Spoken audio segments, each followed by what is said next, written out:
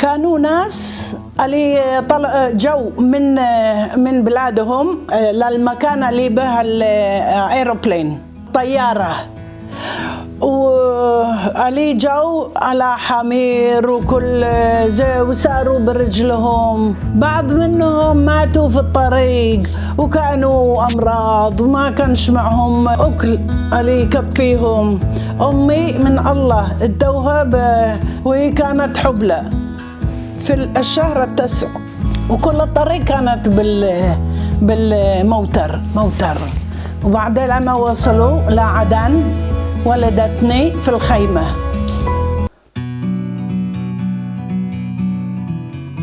أنا اسمي تيونا، وأنا ولدت في عدن في مدينة اليمن، وأنا كنت واحدة لأمي.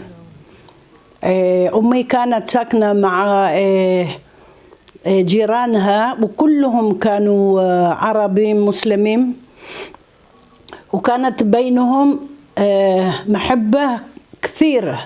أمي كانت ساكنة في المديد، وبعدها صاروا لملح بس خيرت ماتوا. كان عند أمي 4 جهل تجاهي وتجاه أخي الكبير، وكلهم ماتوا، وبس أنا وأخي بقينا. أمي كانت مرملة، ومن شان يقع لها أكل هي وأخيه.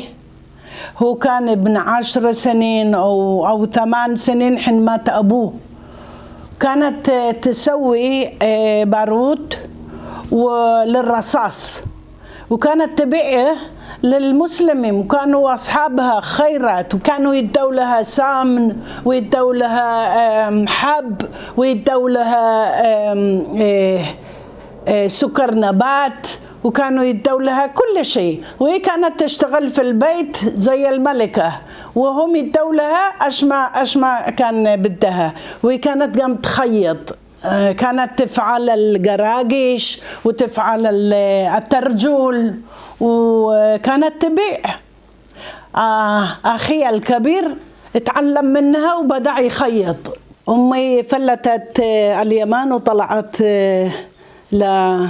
لإسرائيل، وكانت أمي تقول لي حين كنت صغيرة إن كان عندها صاحباتها كان مثل مثل خوات من بيت واحد، وكان بينهم محبة كثيرة مماش خيرات. وكل واحد أهلي كانوا بكوا وأصحابة بكين ليش أمي فلتتهن، بس كلهم ساروا وأمي ما عاد تجلس وحدها هناك. ليش تركت أمك اليمن، أو اليهود ليش تركوا اليمن؟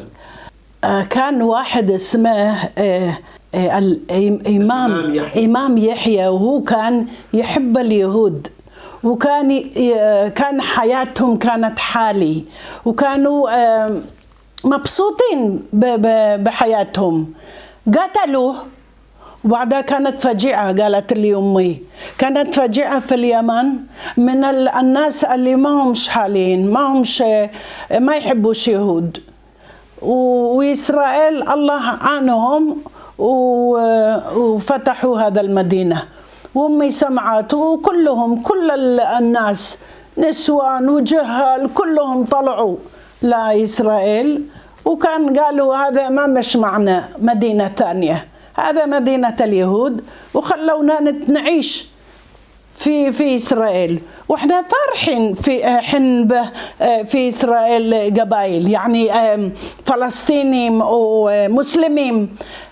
أهلنا تربوا مع المسلمين، وإحنا بنعرفهم ونحبهم.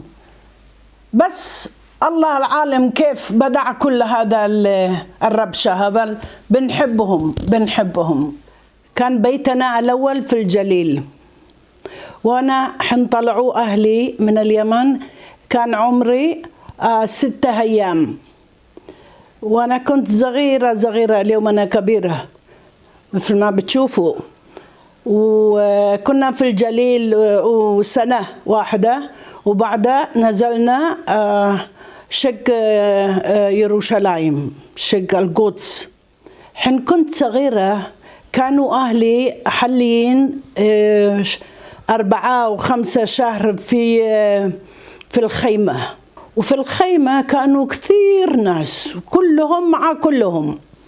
يوم واحد صارت أمي تصبن أداتي، وجزعين من معلمات وسمعين جاهلة بتبكي، وتقربين لشقي، وكانت صاحبة أمي بتوبه لي وقالت لهن ايش بدكن مني؟ ليش دخلتين؟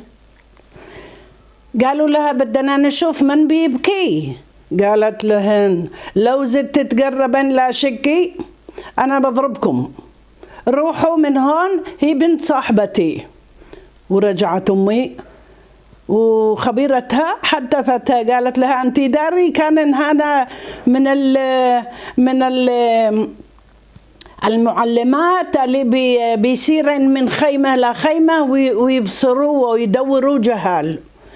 قالت أمي لخبيرتها الله يخليش حن وبهتي لبنتي.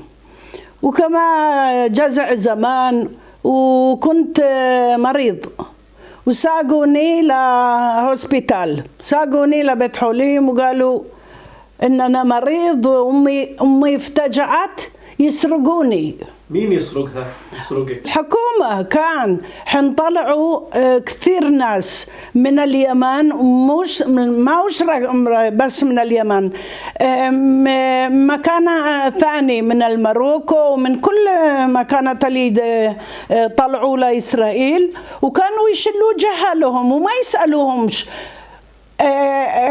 هذا ابنكم بدكم، لا كانوا يشلوا الجهال الصغار، وقالوا لهم أهلهم جو يبصروا كيف ابنهم أو بنتهم، وقالوا لهم مات.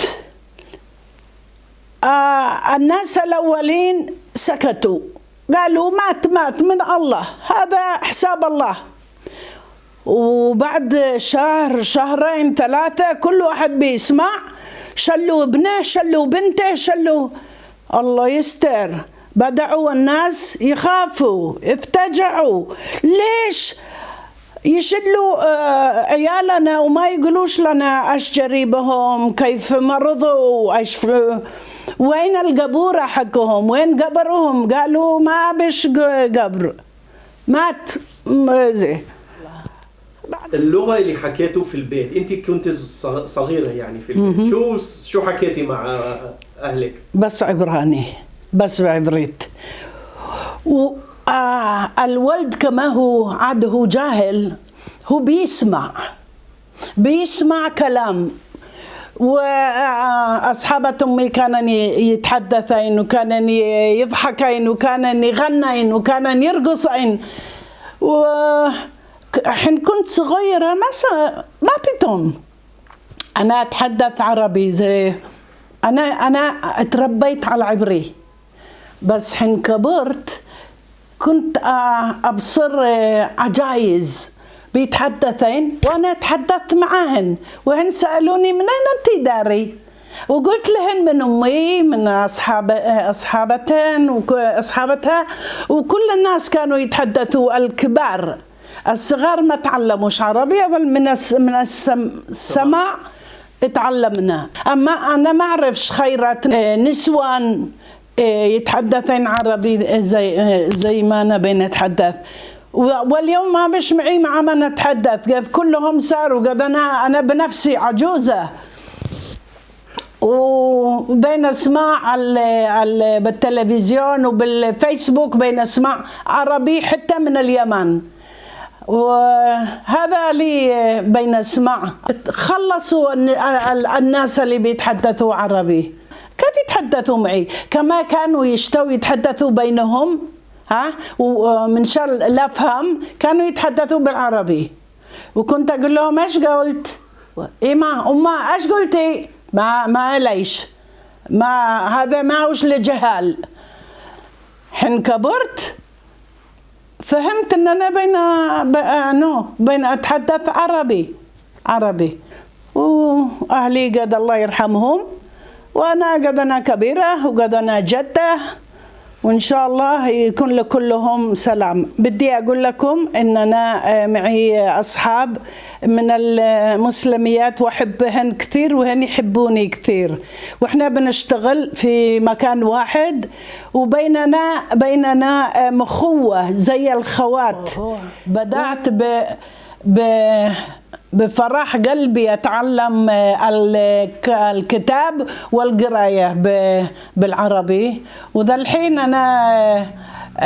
أنا بعرف أقرأ واكتب بس زي جاهلة. إن شاء الله أنا بكبر عود كذا وأقرأ واكتب زي واحدة مزلمة. I'm just sitting here. I got time, it's clear to see.